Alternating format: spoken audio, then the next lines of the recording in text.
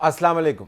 बोलो तलत हुसैन के साथ साबिक वज़ीर आज़म पाकिस्तान तहरीक इंसाफ के चेयरमैन इमरान खान ने कहा है कि उनकी जान को ख़तरा है। जलसे से ख़िताब करते हुए ख़तरे की मुख्तलिफ़ जहतें भी बयान की और ये भी बताया कि एक ऐसा जहर भी है जो खाने में अगर मिला दिया जाए तो उससे हार्ट अटैक हो सकता है। साथ वादे भी लिए अपने वर्कर से और जो लोग शुरका थे उस जलसे के कि अगर उनको कुछ हुआ तो वो इंसाफ लेंगे। इसके ऊपर राना सनाउल्लाह ने कहा कि हम एक तो कमीशन बनाने को तैयार हैं। जो आपने थ्रेट्स का जिक्र किया, इमरान खान साहब ने यह भी कहा कि उन्होंने एक वीडियो भी बना ली है जिस वीडियो के अंदर उन्होंने तमाम लोगों के नाम भी बता दिए हैं। हुकूमत वक्त की तरफ से बहरहाल ये कहा गया कि ऐसे ख़तरात की बात को संजीदगी से लेना चाहिए और हम तमाम तहफ़्फ़ुज़ फराहम करने को तैयार हैं। अब बड़ा एक अजीब व गरीब किस्म का मामला है क्योंकि इस ख़तरे की बात को हम संजीदगी से ही लेना चाहिए, टाल नहीं सकते। हमारे यहाँ पे तारीख़ ऐसी है, लेकिन दूसरी तरफ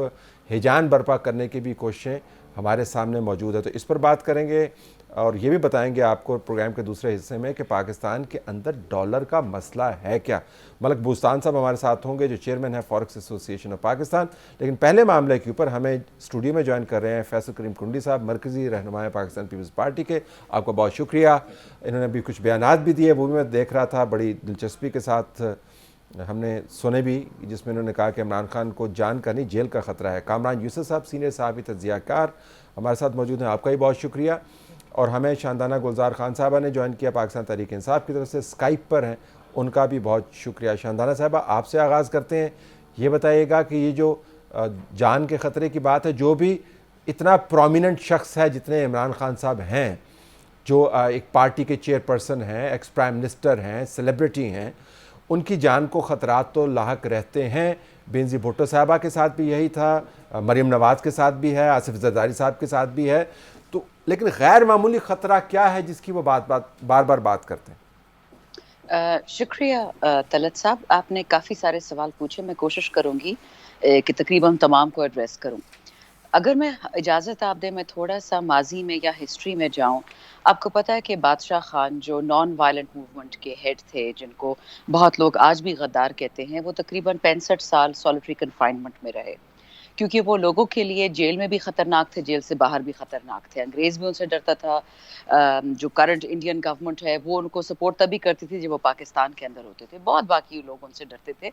उनके पास कभी बंदूक छुरी या कुछ नहीं था, सिर्फ उनका एक नज़रिया था, उनका एक बिलीफ था।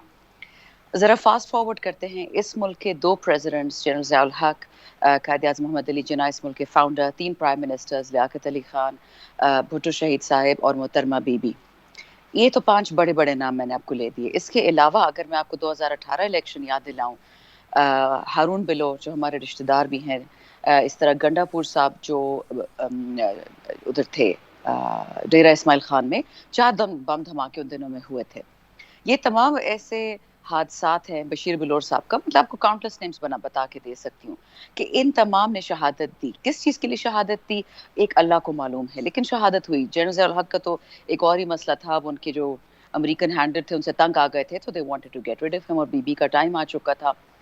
लब लुबाब इस सारी बात का ये है कि ये कोई हैरान कुन बात किसी के लिए नहीं होनी चाहिए कि पाकिस्तान जैसे मुल्क में पॉलिटिकल फिगर्स को खतरा हो। पॉलिटिकल के अलावा भी, अगर आपको याद है, अनीला शाह साहिबा, सलमान शाह साहब की जो बीवी हैं, उन्होंने मियां नवाज शरीफ पे एक दफ़ा लगाया था इल्ज़ाम कि उनके जो वालिद थे जनरल जंजुआ साहब, आसिफ नवाज जंजुआ, कि उनका भी कत्ल का प्लान था और कत्ल किया गया। सो इस मुल्क में ये कहना, या एपीएस का भी वाकया था, बांग्लादेश का भी है, I can tell you violence इस मुल्क का हिस्सा रही है इसकी शुरू से। अब नियत किसकी है, कौन करता है, कैसे करता है, एक्सटर्नल फैक्टर्स हैं, इंटरनल फैक्टर्स हैं, इसका मैं कुछ नहीं कह सकती, मेरे पास वो इल्म नहीं है। बात प्राइम मिनिस्टर की यहाँ तक ठीक, और कोइंसिडेंस देखें, बदकिस्मती देखें। देखिए, मौत जिंदगी अल्लाह के हाथ में होती है।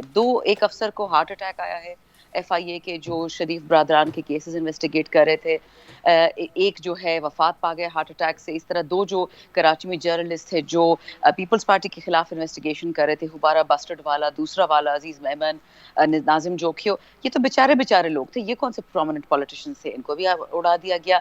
सो जहां तक राना सनाउल्लाह की सरप्राइजिंग कि मैं उनसे किसी बात पे अग्री करूं कि इस बात को सीरियस तो लेना चाहिए। अगेन मैं रिपीट करती हूँ, मौत जिंदगी अल्लाह के हाथ में है, जो हमारा एक इस्लामिक बिलीफ है। जो नहीं मानते इस्लाम लेकिन को अगर तो मैं ठीक इंटरप्ट है। कर पाऊँ, बिल्कुल बिल्कुल एक जी वजाहत के लिए, ताकि हमारे दूसरे पैनलिस्ट भी जी इसके ऊपर कमेंट कर पाएँ, वो ये कि इमरान खान साहब ने अमूमी बात नहीं की। ही इज सेइंग कि मैंने वीडियो रिकॉर्ड की है जिसके अंदर मैंने नाम लिखे हैं, तो दैट मीन्स कि ये कोई सियासी मामला नहीं है, ये दहशतगर्दी का मामला नहीं है, ये हादसाती वाकयाती शकूक व शुबहात का मामला नहीं है। ही इज सेइंग कि एक कॉन्स्पिरेसी है जिसमें लोग मुलव्वस हैं, जिनके नाम मौजूद हैं, और इस हद तक मेरा उसके ऊपर यकीन है कि मैंने वीडियो रिकॉर्ड कर दिया। That's very specific. एब्सोल्युटली, मौजूद सीरियस है, लेकिन मैं एक लाइट हार्टेड मैनर आपको बात बता दूं। कल एक बहुत ही अल्लामा नुमा शख्स, मर्द या औरत मैं नहीं कहूंगी, उसने एक बात की कि ये इलीगल सब्सिडी इमरान खान ने दी थी पेट्रोलियम की, बिजली की। आप इस तरह समझ लें कि टारगेटेड सब्सिडी की जगह टारगेट खान पे आ गया है, इसमें तो कोई शक नहीं है। He is a Sen individual, बच्चे नहीं हैं, दुनिया देखी है उन्होंने। अगर वो कह रहे हैं कि कुछ लोग मुलविस है, मैंने वीडियो रिकॉर्ड कर ली है, तो आपका क्या ख्याल है? वीडियो खास इदारों तक नहीं पहुंची होगी, पुलिस तक नहीं पहुंची होगी? Let me now bring in कुंडी साहब, तो आपकी पार्टी से सफ़र किया हुआ है और शहजादा ने उसका जिक्र किया, उसको तो ऐसे ख़तरात को संजीदगी से लेना चाहिए या नहीं? बिस्मिल्लाहिर्रहमानिर्रहीम। देखें, पहले उन्होंने, इमरान ने एक लेटर का जिक्र किया कि मेरे ख़िलाफ़ एक साजिश हुई और बहुत गहरी साजिश हुई और पत्नी आलमी तौर पर मेरे साजिश हुई। मुझे नहीं पता कि इन्होंने इस मुल्क में एटम बम बनाया था या मिसाइल टेक्नोलॉजी बनाई थी या क्या चीज़ बनाई थी जिस पे आलमी साजिश हुई, जो भी है। उसके बाद अब ये कह रहे हैं कि ये हमारी दुआ है हर मुसलमान के लिए, हर इंसान के लिए कि खुदा उनको ज़िंदगी दे। हम सियासी मुखालिफ हैं, हम उनकी सियासी मौत तो डेफिनेटली चाहते होंगे, लेकिन हम उनको इस किस्म की किसी भी उसको वो नहीं चाहते।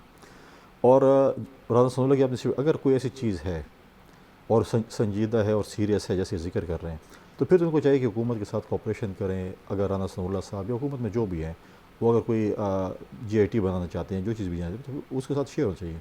मैं नहीं समझता कि पुलिस तक ये खबर गई होगी या किसी इधर भी होगी, तो जो मालूमात है वो शेयर करें। लेकिन शहजादा साहब की कुछ चीज़ों से मैं एग्री नहीं करता। इन्होंने कुछ लोगों का जिक्र किया उसमें, अब आप देखें रिसेंटली इन्होंने डी खान में गंडापुर का जिक्र किया, तो गंडापुर कत्ल का इल्ज़ाम किसके ऊपर है? उसके भाई ने किसके ऊपर FIR काटी है? इनके अपने वफाकी वज़ीर, साबिक़ वफाकी वज़ीर पे काटी। क्या उसको इंसाफ मिला? मैं नहीं कहता हूँ। जब तक FIR है उस वक्त तक तो आप जैसे ये कहते हैं ना कि मुलज़िम है, मुजरिम है, भागे हुए हैं, जो भी है वॉटेवर, दोनों एक ही पार्टी के हैं। क्या इमरान खान ने इन सालों में ये बताया कि कौन सा घराना झूठा है और कौन सा सच्चा है? नहीं दे सके इंसाफ। अब जो रिसेंटली एक 2 और एबटाबाद में वाक़यात हुए, 2 लोग PTI के कत्ल हुए, उन पर इल्ज़ाम किसका था? इनके अपने MPA पे था, फैसल ज़मान साहब, जिसको 42 दिन जो है वो प्रोडक्शन ऑर्डर पर MPA हॉस्टल में रखा गया। उसके बाद वो वहाँ से फ़रार हो गए, MPA हॉस्टल से फ़रार हो गए। आज तक IG को, CM को ये पता नहीं कि वो कहाँ चले गए। इनके अपने MPA जो सूरत सिंह थे या सूरज सिंह थे, वॉटेवर, उन्होंने अपने MP फॉर्मर जो एक उनके लिस्ट में सेकंड नंबर पर, अपने MPA को मारा ताकि मैं MPA बन जाऊँ। तो मैं नहीं कहता कि कोई PTI का एक्ट है, लेकिन KP में जितने भी खुदा न खास्ता ऐसे कुछ वाक़यात हुए जिसमें इनका आपस में कोई तसल आया, तो इम्कान बहुत वसी है, लिहाजा इसको मालूमात की तरफ लाना। देखिए, हम कहते हैं पॉलिटिक्स ये है कि देखें, हम हर किसी की हयाती मांगते हैं। अगर ऐसा कोई उनके पास इंफॉर्मेशन है तो डेफिनेटली उनके पास उनको शेयर करना चाहिए, वीडियो बना। देखें, पाकिस्तान में जब एक बंदा फौत हो जाता है या शहीद हो जाता है, उसके बाद जो है बहुत से इन्वेस्टिगेशन में कोई पता नहीं चलता। तो लिहाजा अगर एक चीज़ है तो उसके आप शेयर करें, बिल्कुल शेयर करें। और अगर आप इस पर पॉलिटिक्स करना चाहते हैं, हमदर्दी हासिल करना चाहते तो ये चीज़ें ना करें। Your take comment. जब वो ये कहते हैं कि उनको ज़िंदगी और मौत अल्लाह ताला के हाथ में, वो अमेरिका की ग़ुलामी भी नहीं करते, वो किसी से नहीं डरते, वो सिर्फ इंसान को सिर्फ अल्लाह का खौफ होना चाहिए।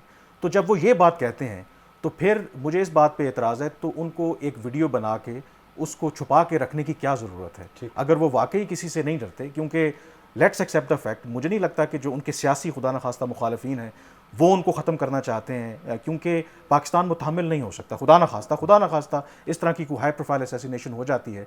देखें, बेनज़ीर भुट्टो की असैसिनेशन, जुल्फ़िकार अली भुट्टो का जुडिशल मर्डर, आज तक हम उससे निकल नहीं पाए। तो बेस्ट वे फॉरवर्ड यही है कि इमरान खान साहब को चाहिए कि बजाय इसके कि खुदा न खास्ता इस तरह का कोई हादसा हो, अगर वाकई उनके पास एक कंपेलिंग एविडेंस है और वो बता रहे हैं कि वो किरदार पाकिस्तान से बाहर पाकिस्तान के अंदर मौजूद हैं, तो उनको बिल्कुल सामने लानी चाहिए, पब्लिक करना चाहिए। पब्लिक नहीं कर सकते, जो रेलेवेंट इदारे हैं उनको बताना चाहिए ताकि इसको प्रिवेंट और प्रीएम्प्ट किया जा सके। शहजादा साहब, 2 इश्यूज़ हैं इस वक्त जुड़े हुए आपस में, आई एम श्योर आप इसके ऊपर भी कमेंट करेंगे, लेकिन ये भी जहन में रखिएगा कि इमरान खान ने अभी 2 साजिशों का जिक्र किया है। वो कहते हैं कि साजिशें जो हैं, ये साजिश की जो थीरी है बड़ी फर्टाइल होती है, वो अज खुद जो है बच्चे जनती रहती है। तो अब जब उन्होंने कह दिया कि मेरे खिलाफ अमेरिका की साजिश है, तो उस साजिश की खोख से और बच्चे पैदा हो रहे हैं कि मेरी जान को भी ख़तरा है, मुझे निकाला भी गया। तो और लेकिन दोनों साजिश की जो बयानिए में, यानी ख़त के बयानिए में और उनकी जान को ख़तरे के बयानिए में मालूमात का फुकदान है। ना हमें पता है कि अमरीकी साजिश के खदोखाल क्या हैं, ना हमें पता है कि उनकी जान को जो ख़तरा है उसके खदोखाल क्या हैं। तो क्या बेहतर नहीं होगा कि वो बिल्कुल कौम से मुखातिब हों जलसे में और बताएं कि ये लोग हैं? शुक्रिया तलत साहब। देखिए, अक्सर ये मैं फैसल साहब को समझ आएगी, पश्तों में कहते हैं कि जब तक, और आपके शो मैंने पहले भी ये कहा है, आजकल ऐसा वो चल रहा है ना वॉरफेयर, अब मुझे लगता है 10th जनरेशन वॉरफेयर आ गया कि सच और झूठ में फ़र्क ही नहीं पता चलता। तो नेचुरली साजिश को ना मानना भी फिर ज़रा मुश्किल होता है। कंस्पिरेसी वाली बात मैं थक गई हूँ हर टीवी शो में कह के, अब मैं दोबारा कहूँगी, आपके व्यूअर्स भी बोर होंगे, आप भी बोर होंगे। कंस्पिरेसी के रिजल्ट्स आना शुरू हो गए और तो छोड़ें। यहाँ से एक जर्नलिस्ट इजराइल पहुंच जाता है पाकिस्तान से, जो स्टेट ओन टीवी में है। इंडिया में मियां मंशा पहुंच जाता है। आप मुझे बताएं मियां मंशा कौन है?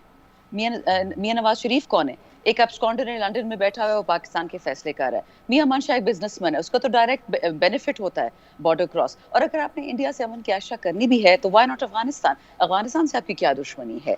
तो इसलिए ये कहने वाला कि जो कंस्पिरेसी नहीं थी उसका कोई रिजल्ट नहीं था, माजरत के साथ। अब सब बहुत सियाने लोग हैं, मुझसे ज्यादा इंटेलिजेंट हैं, आपको सब कुछ पता है जो हो रहा है, तो उसको तो छोड़ देते साजिश वाली बात को। दूसरी बात जो आपने उनकी जिंदगी वाली बात की, याद रखिए, कत्ल तभी कत्ल होता है जब वो हो जाए। अल्लाह ना करे कि किसी भी हमारे किसी भी पार्टी की लीडर, कोई भी पॉलिटिकल वर्कर का हो, कभी भी अल्लाह ना करे। लेकिन हैविंग सेड दैट, अगर आप इस किस्म की एक्यूजेशन, अगेन आप लीगल एक्सपर्ट से, आपको नहीं पता, अगर आप एक्यूजेशन करें और उसका प्रूफ ना हो, लाइबल और डेफेमेशन में जाता है। और ये किसने कहा है कि वो वीडियो प्राइम मिनिस्टर खान ने किसी सेफ में रख दी है, किसी तिजोरी में? वो जिसको दिखानी थी, जिसको सबूत चाहिए था, वो सेफ कीपिंग का मतलब ये नहीं होता कि वो छुपी हुई है। तो उन्होंने बता दिया कीपिंग का ये नेचुरली उनके तो नंबर नहीं ब्लॉक किए उन्होंने, कैसे बताया? नहीं, क्लोज सर्कल ऑफ फ्रेंड्स है, उनको बताया है। जो कुछ हसास इदारे हैं उनको बताया है। नहीं, कौन सा हसास? या ISI होगा या MI होगा, और कौन हसास इदारा? जरदारी साहब कह रहे थे कि मैं तो मानते नहीं कि मुल्क 220 मिलियन का है, 300 मिलियन का है। तो आपको क्या ख्याल है कि 220 मिलियन में खान साहब 20 लोगों को नहीं बता सकते? नहीं, हसास इदारों का जिक्र किया ना, तो मैं जानना चाह रहा हूँ हसास इदारे कौन से? IB होगी, FIA होगी, MI होगी, आपका ISI होगी। हसास इदारों से खान साहब ने जिनको बताया होगा वही उनकी जिंदगी के जामिन होंगे जब तक वो जिंदा हैं, और जब वो नहीं होंगे तो फिर पूछा जाएगा लोगों से। देखिए, बीबी की वो जो एक नकली सी विल थी, वो जो पड़ी गई और जिसमें पता नहीं क्या क्या लिखा गया था, अल्लाह बीबी की रूह को तस्कीन बख्शे। एक आपसे दरखास्त है, देखें आप, दरखास्त है कि हर आप अपनी चीज को असली कहना, दूसरों को नकली कहना, कोई बात जचती नहीं है। दूसरों के लिए भी कोई थोड़ा सा असलीपन का मार्जिन छोड़ दिया करें। तलत साहब एक सेकंड लेट, आपकी बात में सर आंखों पे, लेकिन मुझे बताएं, क्या मुझे हक नहीं है कि मैं अपना ओपिनियन रखूं? मैं तो यहाँ किसी को कन्विंस करने नहीं आती हूँ ना, मैं तो अपना ओपिनियन बताती हूं। गुजारिश कर रहा हूँ दस्तबदस्ता एक मैं बस कोट कर लूं बीच में। इमरान खान 21 अक्टूबर 2007 कारसाज के बाद द टेलीग्राफ में इन्होंने आर्टिकल लिखा, headline, Benazir Bhutto has only herself to blame. I am sorry to say this, but the bombing of Benazir Bhutto's cavalcade as she paraded through Karachi on Thursday night was a tragedy almost waiting to happen. वो कह रहे हैं कि बेनजीर भुट्टो साहब पर जो attack हुआ था कारसाज में, उनकी अपनी गलती थी। पॉइंट आपके पास छोड़े जा रहा हूँ कि अगर इमरान खान बेनजीर भुट्टो साहबा के बारे में ये कह सकते हैं कि उस हादसे में जहाँ पे 250-300 लोग जो है, I almost got killed in the same event. We lost our colleagues there as well. We witnessed to that. तो वो कह रहे हैं कि वो बेनजीर भुट्टो साहबा की अपनी गलती थी। जरा इसके ऊपर वापस आएंगे कि इमरान खान साहब खुद क्या कर सकते हैं अपने आप को महफूज करने के लिए। बट ओवर टू यू कुंडी साहब। देखिए, शहनाज साहब ने दो बातें की। उन्होंने एक अहमद कुरैशी की बात की जो इसराइल के हवाले से की। वो इनकी इन्फॉर्मेशन की अर्ज़ है कि वो फवाद चौधरी साहब ने उनको अपनी PTV भर्ती किया था। उनको भी हमने PTV से जब उनकी चीज़ें आई और पता चला इसराइल गए हैं, उनको PTV से निकाल दिया गया है। तो फवाद चौधरी साहब ने अहमद कुरैशी को PTV में लगाया। हमने अपॉइंट, हमारे दौर में अपॉइंट नहीं हुआ, मरियम औरंगजेब साहब ने अपॉइंट किया, इनके दौर में ये अपॉइंट हुआ था। तो क्या ये मुमकिन है कि अपॉइंट उन्होंने करवाया और भेजा आपने इसराइल? नहीं, ऐसी बात नहीं। इनके दौर में देखें, इनके दौर में तो ये भी खबर थी कि इसराइल का एक प्लेन यहाँ पर आया हुआ था। इनके एक वफाकी वजीर जो 2 मीडिया चैनल्स के बड़े जो जगादरी लोग हैं ना, तो बड़ी कैंपेन की थी कि इसराइल को रिकग्नाइज करें। वफाकी वजीर इनके साहब का जो मुशीर थे वो इसराइल के विजिट पे गए थे। तो अब ये एक एंकर की वजह से इन्होंने कहा कि शायद ये हम लोग ये वो कर रहे हैं। हमने नहीं किया। उसकी जैसे ही हमें उसकी इन्फॉर्मेशन मिली इस हुकूमत को, बल्कि मुझे कैसे मिली, और उस वक्त मरियम औरंगजेब साहबा लंदन में थे और मैंने वो मैसेज उनको किया कि ये न्यूज़ चल रही है, इसको बताएं। और फिर वो जो है उसी वक्त उन्होंने इस पर एक्शन ली और ये चीज़ की। लेकिन ये फॉर्मेट के लिए कि वो हमने भर्ती नहीं किया था, वो आपके दौर में भर्ती हुआ था। कामरान साहब, देखें, शानदाना साहब ने कहा ना कि कॉन्स्पिरेसी को उन्होंने इस तरह से जस्टिफाई किया कि देखें इमरान खान साहब के जाने के बाद हुआ क्या। ये एग्जांपल दी अहमद कुरैशी की और इसराइल के साथ कॉन्टैक्ट्स की। अगर उसकी फ्लिप साइड देखें, अगर वाकई अमेरिका ने इमरान खान साहब को निकलवाया, फिर तो चाहते कि ये जो इत्तेहादी गवर्नमेंट है, पूरा एक प्लान इनके पास मौजूद था, ये गवर्नमेंट कामयाब होती। आते साल IMF के साथ जो वाशिंगटन में मुज़ाकरात हुए मिफ्ता इस्माइल साहब के, वो बड़े टफ नेगोशिएशंस थे। उन्होंने तो यहाँ तक कहा कि जो पिछली गवर्नमेंट, उन्होंने इतनी क्रेडिबिलिटी को आपको डेंट किया है तो हम तो आपके साथ बात भी ना करते। तो अगर तो ये होता तो वहाँ तो अमेरिका का IMF को फ़ोन जाता, उनको कहते कि जी अब हमारी गवर्नमेंट आ गई है तो प्लीज़ अब वो जो सारी कंडीशनलिटीज़ हैं कम से कम यूक्रेन वाला पैकेज तो मिलता है। हाँ, पैकेज मिलता। और उससे फिर आज जो डॉलर जिस तरह से ऊंची उड़ान भर रहा है, तो फिर तो ये ना होता अगर आप हम सर्कमस्टांशियल एविडेंस की तरफ ही जा रहे हैं और ये गवर्नमेंट अभी फंसी ना होती इस वक्त, ये फैसला कर नहीं पा रहे। तो इसका मतलब है कि ये कहना कि और दूसरा ये है कि रियाज मोहम्मद खान साहब बड़े मंजे हुए डिप्लोमेट, फॉर्मर फॉरेन सेक्रेटरी, उन्होंने बड़ा ज़बरदस्त एक आर्टिकल लिखा था डॉन में, और उसमें उन्होंने ये कहा कि बिल्कुल मैंने अपने कैरियर में ऐसी बहुत सी बातें देखी, धमकियाँ भी मिलती थी, बहुत सी उन्होंने एग्जाम्पल भी दी, लेकिन कभी ज़िंदगी में मैंने ये नहीं देखा कि कोई जो सुपर पावर है, बड़ी ताकत है, इन राइटिंग आपको लिख करके देगी कि जी हम आपको फारिग करने वाले हैं। तो ये कहना मौजूद पे अगर हम उस जाविये से वापस आ जाएं, लेकिन नाम लेने की बात है, बेनज़ीर भुट्टो साहब ने अपनी ज़िंदगी में नाम लिए। उन्होंने कहा कि अगर मेरे साथ कुछ हुआ तो फिर इन लोगों के ख़िलाफ़ आपको एक्शन लेना चाहिए। तो ये अनहोनी बात नहीं है। इमरान खान साहब ने अभी वीडियो का जिक्र किया, लेकिन ये अनहोनी बात नहीं है। वो कहते हैं अगर मुझे कुछ हुआ तो ऐसा होगा। नवाज शरीफ साहब के प्लेटलेट्स का जब मामला था तो आपको याद है कि उनके बेटे ने यह कहा कि उनके खाने में जहर हो सकता है जिसकी वजह से प्लेटलेट्स ऊपर नीचे हो सकते हैं। तो ये सिर्फ कन्फाइंड इमरान खान साहब तक पैरानोया या फियर्स नहीं है, अक्रॉस द बोर्ड है ये तो। बिल्कुल अक्रॉस द बोर्ड है। और इसीलिए मैंने कहा कि इस तरह की जो पाकिस्तान में मेरे ख्याल में जितनी ऑफ एंड ऑन जो हमारी सिक्योरिटी एजेंसीज़ हैं, ये थ्रेट अलर्ट, इवन के मौलाना फजलुर रहमान को भी थ्रेट अलर्ट होगा, क्योंकि इतनी फ्लूइड सिचुएशन है। और डोंट फॉरगेट कि हमारा जो एक्सटर्नल एनिमी है, जो नहीं चाहते कि इस मुल्क में स्टेबिलिटी हो, वो भी इसका फ़ायदा उठा सकते हैं। तो इमरान खान साहब को ही has to be very careful. अगर वो कह रहे हैं कि फ़र्ज़ करें कि उन्होंने किसी को पिन पॉइंट किया है, किसी इदारे को पिन पॉइंट किया है कि शायद वो उनकी असैसिनेशन के पीछे हो सकते हैं, और खुदा ना करे कि कोई हमारा कोई दुश्मन है उस मौके को जानते हुए कोई इस तरह की कार्रवाई कर दे, और उनको पता है ये तो आपस में लड़ते रहेंगे। So we have to be very careful. और इसमें आई थिंक इमरान खान साहब को, अगर वो सियासत नहीं कर रहे, तो ट्रांसपेरेंट होना बहुत ज़रूरी बनता है। अगर पब्लिकली नहीं कर सकते, जो रेलिवेंट इदारे हैं या जो गवर्नमेंट है, जो भी इनके मुतलका इदारे हैं, उनके साथ एटलीस्ट वो शेयर कर दें और लोगों को बता दें कि देखिए जी मैंने तो उनको बता दिया है, अगर वो कार्रवाई करते हैं तो गुड इनफ, नहीं करते तो कल मुझे आप इल्ज़ाम दें।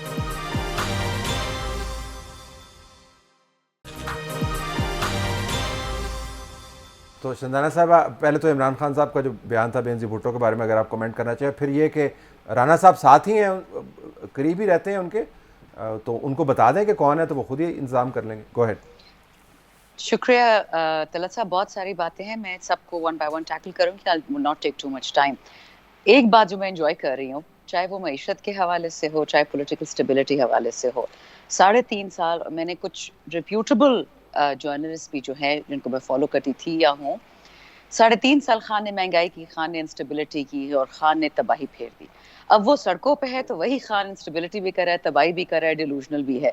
सो माजरत के साथ इससे एक बात प्रूव होती है कि that man has the power to move things. At least उस पर सब अग्रीमेंट कर लेंगे कि वो इतना खौफ है सबको, 13-14 पार्टीज मिला के कि उस एक बंदे की बयानिए का वो लोग मुकाबला नहीं कर पा रहे। लेट्स से वो झूठ बोल रहा है इमरान खान, ना कोई कंस्पिरेसी है मारने की, ना कोई अमेरिकन कंस्पिरेसी थी, पूरा मिल्क हिल गया। इमरान खान का जो कमेंट था बीबी पे, वो कमेंट तो खान साहब अल्लाह ना करन की वफात उससे पहले लोग कह रहे हैं कि जी खुद घूमता फिरता है, इसको बड़ा शौक है बुलेट प्रूफ के बगैर, इसको जरूरत क्या है जलसों में जाने की। ये तो हर जगह ये बात हो रही है। यूके में क्यों पब्लिश करते हैं, पाकिस्तानी हर अखबार में आ रहे हैं, या कहते हैं कि झूठा है और या कहते हैं he is asking for it. तो इसका मैं क्या कहूँ आपको। चौथी बात जो उन्होंने कही कामरान यूसुफ साहब ने कि American conspiracy is no proof of Israel in India, I don't say that. मैं तो आपको एक बात बताऊँ, ये IMF से आपको लोन मिल जाता। IMF is an international body, उसमें सिर्फ अमेरिका नहीं है, उसमें बहुत सारे लोग हैं। नो डाउट अगर आप अमेरिका की गुड बुक्स में हो तो आपको एक्स्ट्रा पैसा मिल जाता है।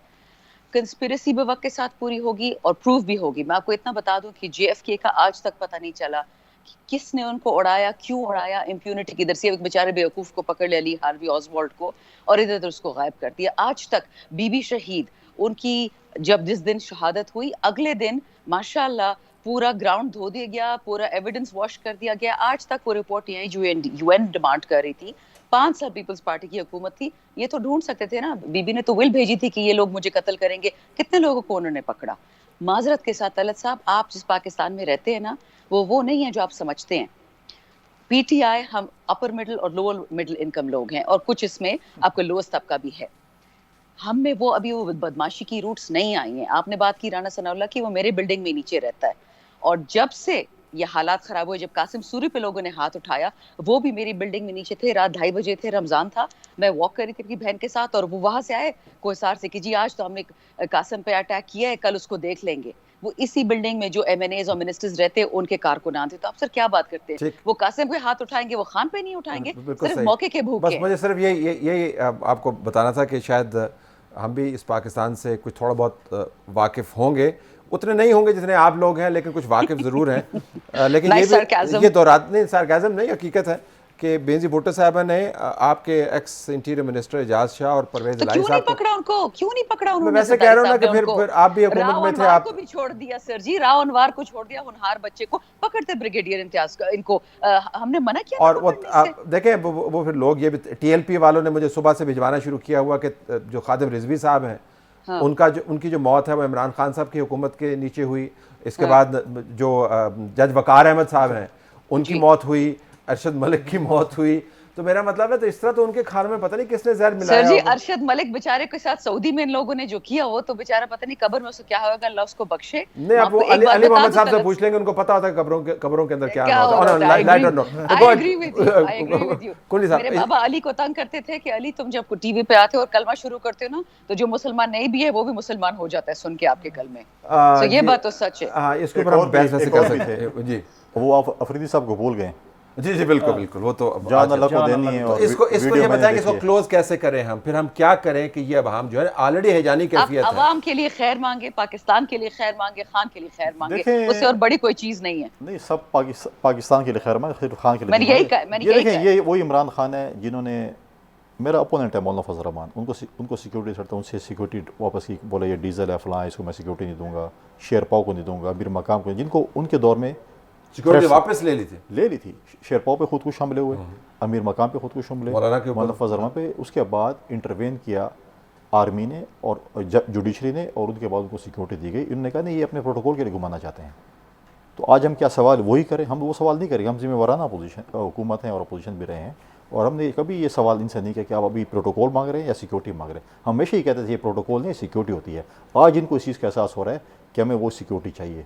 अगर आज हुकूमत इनसे विड्रॉ कर ले, आप देखें कितने चाहिए।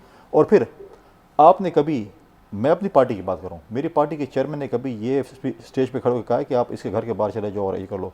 आज आप इनके खिलाफ प्रोग्राम कर, आप घर के बाहर क्या करते हैं, इनके लीडर क्या कहते हैं? ये लोग इंतजार पर कहते हैं आग लगाओ, जला दो, मार दो, मर जाओ, ये कर दो। ये पॉलिटिकल लीडर ऐसी बातें करते हैं, फिर कहते हैं हमें जो है थ्रेट है। लेकिन मैं एक बात कर दूँ, अगर कोई मेरे खिलाफ, हमारा पश्तून का माशरा शंदाना साहब भी पठान है और बलूचिस्तान में भी होता है, अगर कोई मेरे खिलाफ हाथ उठाएगा तो डेफिनेटली मैं उसका बदला डबल दूंगा, सिंगल नहीं दूंगा। ये होता है हमारे माशरे, ये हमारे माशरे में होता है। ये चीज़ें नहीं होनी चाहिए। अगर आप इस चीज़ को, इंतशार को फैलाएंगे तो अगला इलेक्शन इतना खूनी इलेक्शन होगा कि आपको दुश्मनों की जरूरत नहीं है, अपने ही काफ़ी होंगे फिर आपके लिए। साहब एक छोटी सी एक बात कर सकती हूँ प्लीज? ये इन्होंने बहुत अच्छी बात की फैसल साहब ने, ये बदले का और खून का, लेकिन मैं आपको एक बता दूं, मुझे लगता है फैसल भाई को पता नहीं है। जिस दिन हम इलेक्शन जीते 25 जुलाई, और जब हमने ओथ लिया 13 अगस्त को, एमएनएज ने, खान साहब ने फिर 18 को उनका ओथ हुआ था।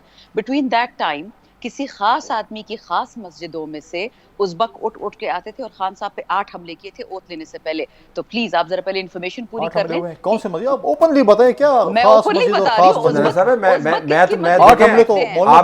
आपने मुझे भी परेशान कर दिया। इमरान खान पे 8 कौन से हमले हुए? मैं कॉन्फ्लिक्ट रिपोर्टिंग करता हूं, मुझे बताइए कौन से उज़्बेक थे, ये कौन सा मदरसा? मुझे आप ढूंढ ले कि मस्जिद उज़्बक किन मदरसों में बैठते, किन मस्जिदों में। आपको मुझे पता है किन मस्जिद में बैठे, लेकिन हमले किसने किए? 8 हमले हुए थे, किसी के कहने पे किए उज़्बकों ने थे। कब? किसी 8 कहने पे हमले। किए? अब हमें बताएं, हम आपके साथ खड़े हैं, अगर हम किसी नहीं पे सर, हमला अब आई विश हमारे साथ आप खड़े होते सर। नहीं, आप I बताएं wish। तो नहीं, हमने कहा हुआ है, बता कहाँ पर हमला दिया हुआ है, ना, पहले बताएं तो मैंने सही। बता हमले दिया। कब, सर, किस साल में? आप गवर्नमेंट में हैं फैसल साहब, आप जाके एफआईए से पूछे। नहीं, आप पे फौज हमला से हुआ, मुझे पूछे। हमला होगा, मैं बताऊंगा मुझ पे मुझ तलत पे ने हमला क्यों, किया, मुझ पे शहनाज ने क्यों हमला होगा? किया, कामरान साहब ने किया। छोड़े ना sir, don't play it down. अब आपको बात बता दी, आप पॉलिटिकल डिबेट से इन्वेस्टिगेशन कर हटा लें। के शहनाज साहब, जर्नलिस्टिकली स्पीकिंग आप मुझे उसको बताइए, investigate ताकि कर मैं लें। मैंने आपको बता दिया, नहीं, आपको बता दिया। कुछ साल बताए ना कब हुआ।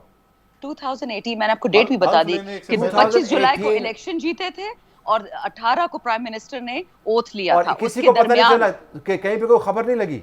सर जी, खबर कैसे लगती? खबर हमला कैसे हो गया, लगती? खबर नहीं लगी।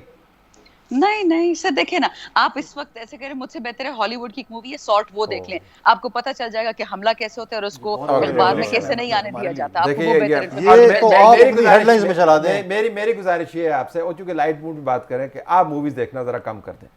मेरे पास टाइम ही आई नहीं। Have to leave it there. कमरा क्लोजिंग विद यू। बस लाइट मोमेंट यही है कि ये सीरियस थ्रेट अगर उसको पब्लिक नहीं करते, तो अदरवाइज़ मेरे ख्याल में उसका हल यही है कि इमरान खान साहब को इक़्तिदार वापस दे दें और दोबारा प्राइम मिनिस्टर बन जाए। तो मेरे ख्याल में यार ना ये थ्रेट रहेगी, तमाम कॉन्स्पिरेसी सब कुछ खत्म हो लेकिन जाएगा। वो कह रही है कि वो तो उस वक्त मौजूद है, but I have to investigate this, I have to leave it there. तीनों मेहमानों का बहुत शुक्रिया। Please do, I will be grateful. जी जी, बिल्कुल बिल्कुल, कि ये कैसे हमले थे जिनकी खबर नहीं लग सकी और ना हमें पता चला। प्रोग्राम हमारा जारी है।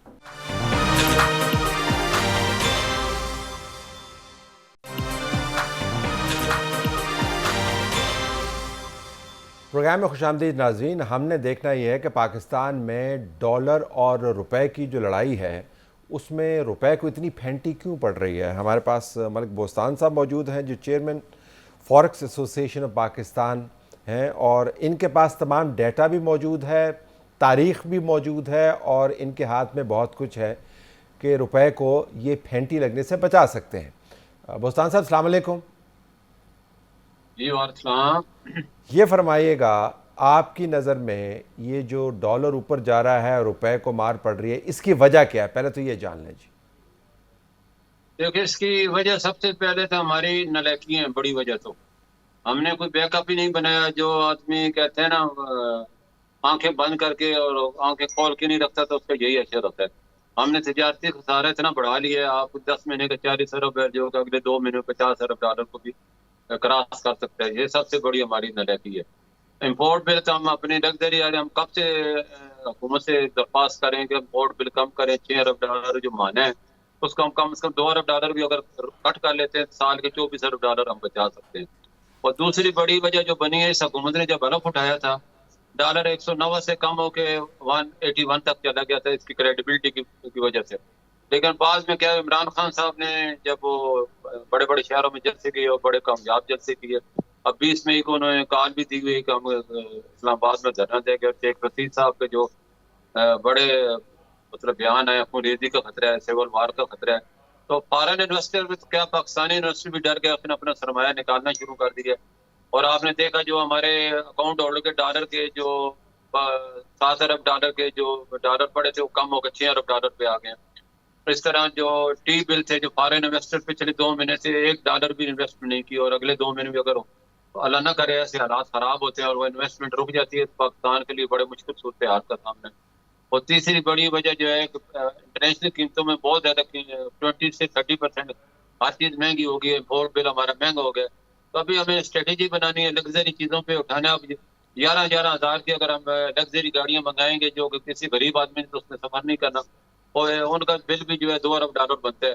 तो हमें फौरी तौर पर कुर्बानी देनी होगी। और लग्जरी आइटम पे अगर 1 साल के लिए हम बैन भी कर देते हैं, तो उससे कोई भूखा नहीं मर जाएगा। तो जनाब, ये तो आपने वजूहात बड़ी तफसील से बता दी। ये फरमाइएगा कि आपने कहा कि हम बहुत अरसे से कह रहे हैं, तो क्या इमरान खान की हुकूमत को भी आप यही कह रहे थे कि ये तूफ़ान आने वाला है, या मौजूदा हुकूमत जिसको 8 हफ्ते हुए हैं उसके बाद उसको कहना शुरू किया आपने कि आप ज़रा पॉलिसी बना के रखें? कब से कह रहे हैं आप? इसको जमा 4 दिन हुए हैं, लेकिन इनको जो इन्होंने दावे किए थे कि हम आते सारी सब कुछ कर लेंगे, ऐसा मुमकिन नहीं। कोई आते सारी आपके पास नदीम का चिराग तो है नहीं, तो आप रगड़ेंगे और उसमें से चीज़ हो जाएगी। अब जो बैकअप, जो गैप बना हुआ, उस गैप को फिल, जो गड़ा खुदा हुआ है उसको, जो वो गड़ा है वो डॉलरों से भरेगा। मिट्टी और पानी से तो भरेगा नहीं। अब पहला गड़ा तो आपने ये खोदा तो हर महीने आपको 118 अरब रुपया पेट्रोल की सब्सिडी देनी पड़ती है और साल के 1425 अरब बनते हैं। और हमारा दिफाई जो बिल है वो 1350 अरब है।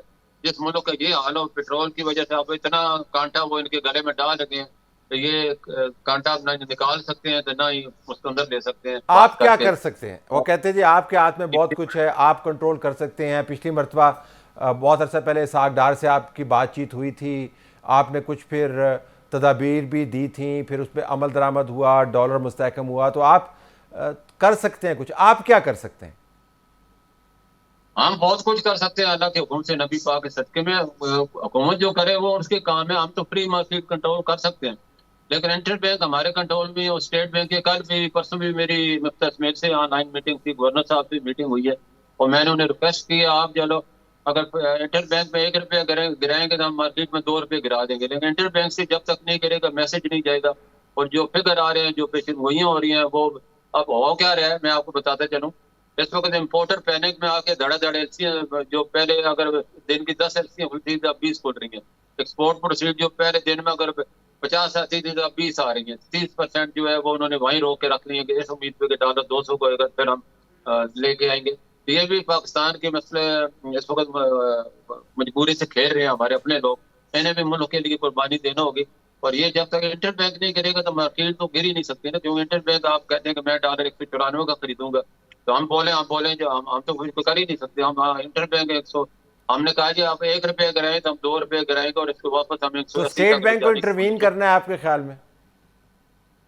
नहीं, इंटरवीन नहीं करना, कुछ नहीं इंटरवीन करने की जरूरत ही नहीं है उनको सिर्फ ये करना है कि बैंकों को कहना है कि जितने आपके पास, देखो 2 टूल होते हैं जो कि हमेशा यूज हुए हैं और कामयाब भी हुए। एक तो लग्जरी आइटम पे 100% आपने मार्जिन पे एलसीएम खोल ली है, जो कि कोई भी खोलने को तैयार नहीं। जीरो मार्जिन में तो हर कोई खोल लेते हैं। इसका मतलब ये है आम आदमी जीरो मार्जिन को नहीं समझता। मैं ये बगैर पैसों के आप डॉलर बुक करा रहे हैं, इसका मतलब ये है। ठीक। अब बिलियन डॉलर आप बगैर जीरो मार्जिन पे बुक करते हैं, उसको बैंक को फायदा होता है। इंटरेस्ट आज आज ये ऐलान कर दें कोई भी सिवाय गज़ा के और खाने पीने की दुआओं के जितनी भी एलसी खुलेगी 100% पैसे जमा करो, फिर एलसी खुलेगी तो आज ही डॉलर 5 रुपए के गिर जाएगा। ठीक। जार साहब ये टूल इस्तेमाल करते थे।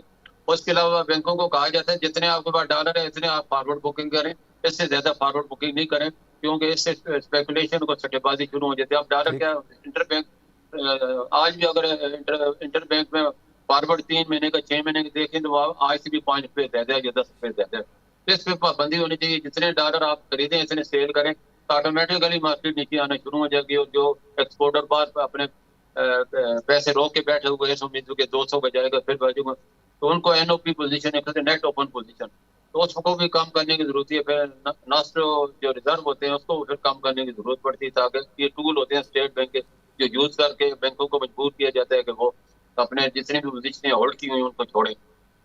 स्मगलिंग भी इशू है कि नहीं?